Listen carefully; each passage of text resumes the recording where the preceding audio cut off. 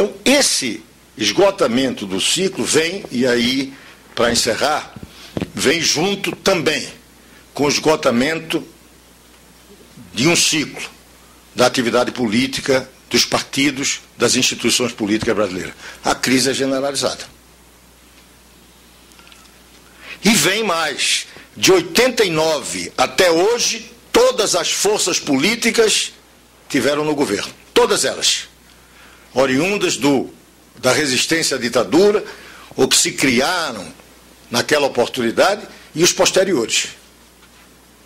Todos já estiveram no governo. E a última expectativa que tinha, em 2002, era o PT, que tinha sempre, pelo seu DNA, aqui eu falei quando Ulisses foi excluído da aliança do segundo turno de Lula.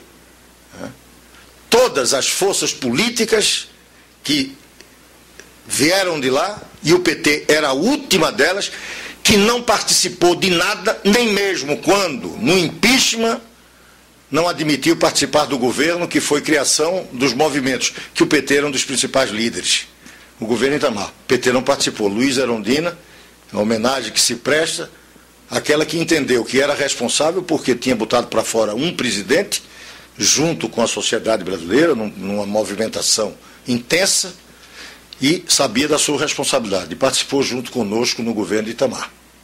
Mas o PT, já Lula com 40%, imaginando em 94 ser o presidente da República, não participou. E não participou de nada. E fez oposição a tudo. E quando chega em 2002, é a esperança de que haveria mudança. Claro que já se sabia que seria, eu pelo menos imaginava, bem mais responsável. A carta aos brasileiros era já um cala-boca, não ia chutar pau da barraca. Eu não tinha nenhuma ilusão, nem acredito que a Heloísa Helena tinha. Mas ela fez todo o movimento como dizendo que tinha, como se tivesse sido traída. Coisa nenhuma. Na campanha já estava muito claro que não era bem nada daquilo do que ela imaginava. Do seu velho socialismo interessantíssimo, uma junção trotskista e cristã. Essa é uma... Não, mas essa coisa existe, é uma coisa, mas dá caráter messiânico, místico, que são sempre perigosos na política, né? Não leva a canto nenhum. Mas talvez a retrocesso nos fundamentalismos. Então aí os fundamentalismos. É um governo que 4 anos, eu falei da biotecnologia, 4 anos parado, no desenvolvimento de pesquisas, no desenvolvimento do conhecimento.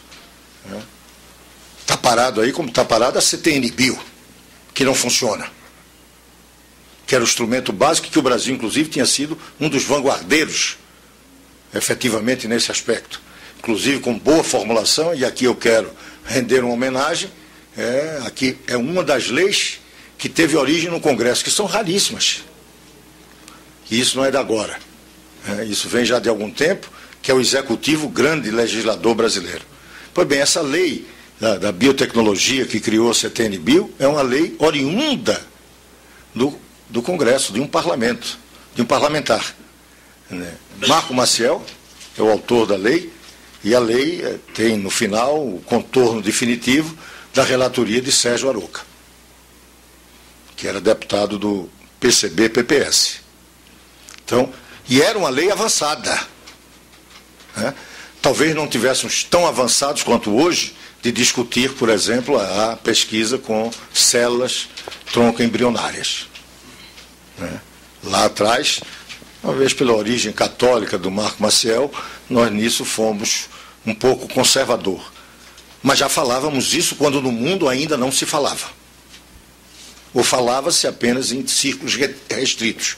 É uma das primeiras leis que trata da organização concreta, da pesquisa, dos avanços da engenharia genética. Então, só para dizer, e esse governo meio paralisado, completamente. E o Brasil perdendo com isso. E nós vamos pagar no futuro. Bom, essa crise também dos partidos, o exemplo dos escândalos, do mensalão, da falência dos partidos, da falência da política. Hoje o Brasil está vivendo perda total de valores, política algo desmoralizado, não tanto quanto os políticos que a fazem, mas é algo preocupante no Brasil. são instituições que tenham representatividade, legitimidade, há todo um quadro como nunca se viu. Isso também não tem nenhum problema, porque as sociedades têm esse poder regenerativo muito grande.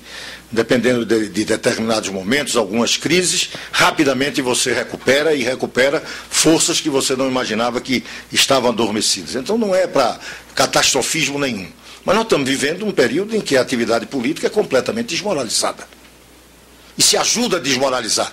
Quem leu, eu não sei, eu sou péssimo em falar, mas a revista The Economist, eu não sei se a revista internacional que publicou-se no Brasil era Parlamento Chiqueiro.